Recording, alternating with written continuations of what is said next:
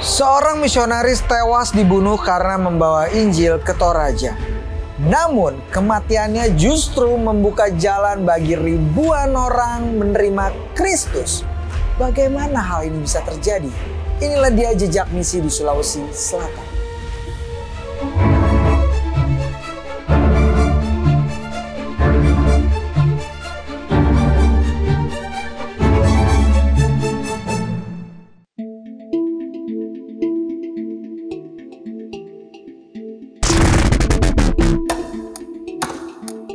Sejak 1667, Makassar dan sekitarnya berada di bawah kekuasaan Belanda.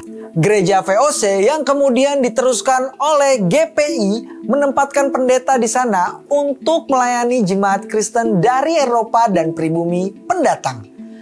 Namun, upaya penginjilan kepada suku Makassar dan Bugis tidak dilakukan. Sementara itu, Nederland Zendling Genootschap atau NZG yang sedang memperluas misinya di Poso berencana membuka pelayanan di daerah perbatasan.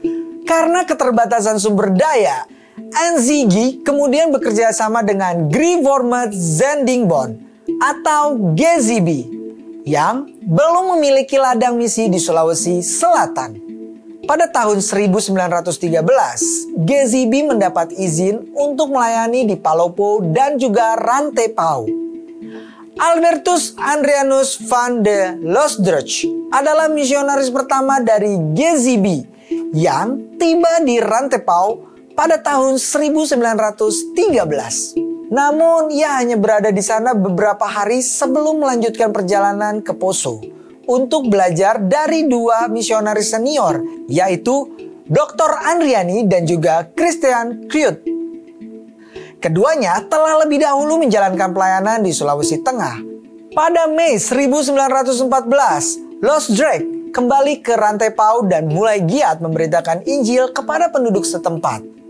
Upayanya membuahkan hasil karena pada tanggal 23 Mei 1915, untuk pertama kalinya ia membaptis 5 pemuda asli Toraja. 2 tahun kemudian pada tahun 1917, Loosdrecht kembali membaptis 11 orang Toraja lainnya. Namun perjalanan misinya harus berakhir tragis. Pada tanggal 26 Juli 1917, Loosdrecht dibunuh oleh sekelompok orang yang menolak kehadiran kekristenan. Kepergiannya menjadikan Loosdrecht sebagai martir pertama di tanah Toraja. Meski demikian, perjuangannya di dalam pekabaran Injil menjadi warisan bagi pertumbuhan kekristenan selanjutnya di wilayah tersebut.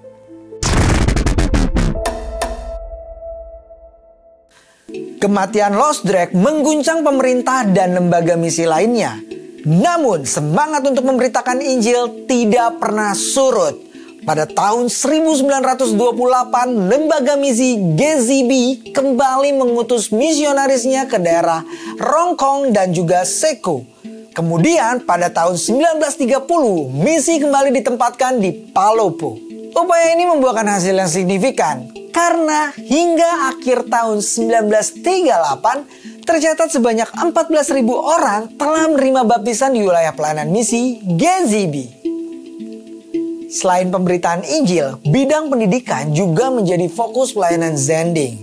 Terbukti dengan adanya jaringan sekolah desa yang berkembang dengan lebih dari 100 tenaga pengajar. Selain itu, tersedia beberapa sekolah lanjutan dan 1 sekolah berbahasa Belanda. Lalu, terdapat juga sekolah pendidikan guru serta kursus bagi penginjil. Sementara itu, dalam bidang kesehatan, didirikan rumah sakit serta pemukiman khusus bagi penderita kusta yang dilayani oleh seorang dokter Zending. Nederland Bible Genootschap atau NBG atau Lembaga Alkitab Belanda sangat mendukung usaha penginjilan di Toraja dengan menempatkan langsung di Toraja seorang ahli bahasa bernama Dr. H. van der Van. Di tahun 1960, Van der Van berhasil menerjemahkan seluruh Alkitab ke dalam bahasa Toraja.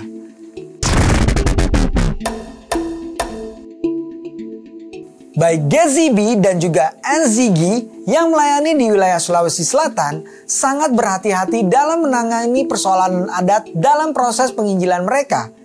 pada tahun 1922 dan 1929 diadakan rapat besar yang menghasilkan peraturan adat Kristen. Peraturan ini didasarkan pada prinsip kebebasan seorang Kristen yang memberikan kebebasan bagi anggota jemaat untuk tetap mengikuti adat lama atau meninggalkannya, kecuali adat yang berkaitan langsung dengan penyembahan berhala yang secara tegas dilarang. Dalam upacara adat ditekankan bahwa seorang Kristen harus menghindari perbuatan cabul, peduli terhadap orang miskin, serta menjaga kebersihan. Salah satu contoh penerapan prinsip ini terjadi saat rumah Van der Ven selesai dibangun. Sebagai ungkapan syukur diadakannya Maningbong, yaitu tari-tarian sambil menyanyikan doa memohon berkat. Namun doa tersebut tidak lagi diarahkan kepada dewata, melainkan kepada Tuhan.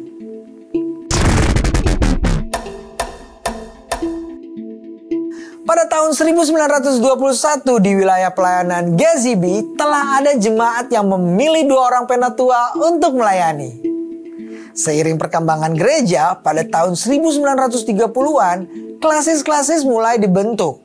Kemudian pada tahun 1938 telah terbentuk sinode di wilayah 1 resort pada tahun 1940.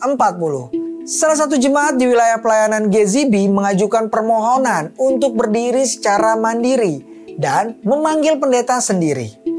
Permohonan ini dikabulkan meskipun pendeta yang dipilih bukan berasal dari suku Toraja.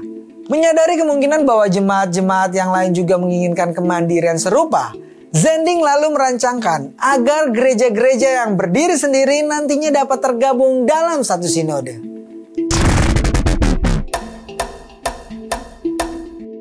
Masa perang sebelum kemerdekaan memainkan peran penting dalam mendorong kemandirian jemaat menuju pembentukan sinode. Menjelang kedatangan Jepang, para misionaris Gazibi menabiskan 4 orang pendeta Toraja. Penabisan ini dilakukan dengan harapan agar mereka dapat menggantikan para pendeta utusan Gazibi sebagai pemimpin. Ketika para misionaris ditawan oleh pemerintahan Jepang, gereja Toraja secara de facto telah berdiri mandiri, meskipun masih berada dalam kerangka organisasi Zending. Peristiwa ini menjadi momentum penting dalam perjalanan gereja Toraja menuju kemandirian yang penuh. Sementara itu, jumlah pendeta bertambah karena seorang pendeta Jepang bernama Suzo Miyahira ketika berkunjung ke Toraja menabiskan beberapa orang guru Injil untuk menjadi pendeta. Setelah perang berakhir, konferensi para Zending kembali mengambil kendali dan mengadakan sidang sinode di kota Rantepao pada Maret 1947. Dalam sinode tersebut, tata gereja yang telah dirancang sejak tahun 1937 oleh Zending akhirnya diterima dan secara resmi ditetapkan dengan nama Gereja Toraja. Saat gereja ini menjadi mandiri, jumlah anggotanya mencakup sekitar 10% dari total populasi suku Toraja atau sekitar 25.000 jiwa. Pergolakan Darul Islam atau Tentara Islam Indonesia di Sulawesi Selatan pada tahun 1950 sampai 1965 turut berpengaruh terhadap perkembangan gereja Toraja. Banyak misionaris terpaksa meninggalkan Toraja karena situasi keamanan yang tidak kondusif. Sementara ribuan jemaat Kristen menghadapi tekanan yang sangat berat. Namun di tengah situasi yang sulit tersebut, justru semakin banyak orang Toraja memilih untuk menerima kekristenan. Hingga pada tahun-tahun itu, puluhan ribu jiwa akhirnya bergabung dalam gereja, menjadikan gereja Toraja semakin bertumbuh dan juga berkembang.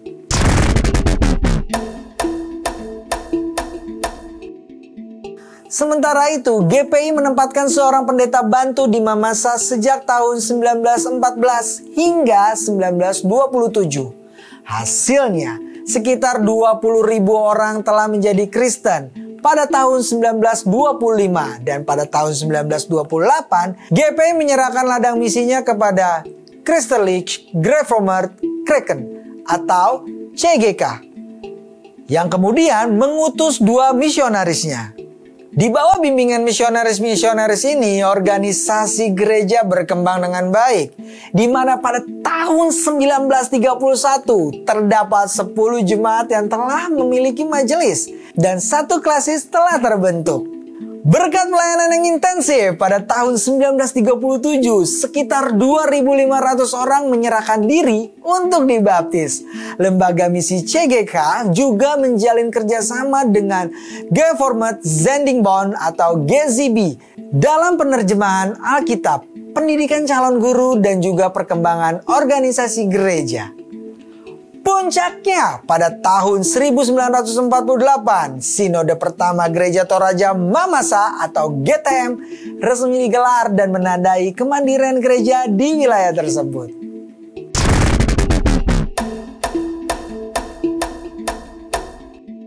Pada tahun 1933, pendeta GPI Ujung Pandang yang sebelumnya hanya melayani jemaat Kristen pendatang di Makassar mulai memperluas pelayanannya dengan membuka pos penginjilan di Lanjuangging, di utara, dan juga di Pulau Selayar.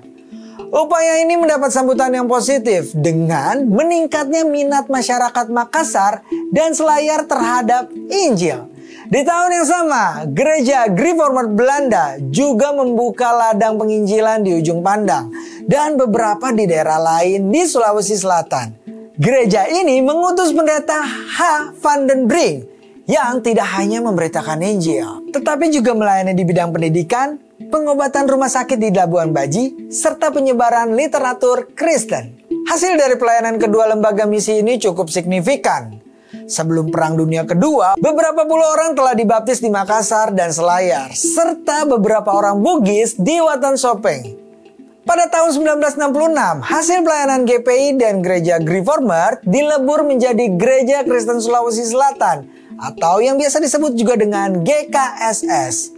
Hingga pada tahun 1989, jumlah anggota GKSS telah mencapai sekitar 6.000 orang. Sejarah gereja di Sulawesi Selatan membuktikan bahwa Injil tak bisa dihentikan oleh tantangan ataupun penganiayaan. Sama seperti Tuhan menopang mereka di masa lalu, Dia juga akan menopang gerejanya di hari ini. Mari terus berdoa bagi gereja-gereja di Sulawesi Selatan agar mereka terus menjadi terang dan garam di tengah masyarakat. Dan yang terpenting, biarlah kisah ini menginspirasi kita untuk semakin setia mengikut Kristus. Demikian jejak misi kali ini. Jika Anda diberkati dengan konten ini, berikan like, share, dan juga subscribe channel Jawaban agar Anda bisa terupdate konten-konten terbaru dari Jawaban yang pastinya akan memberkati dan juga menginspirasi Anda. Sampai jumpa di episode berikutnya. Tuhan Yesus memberkati.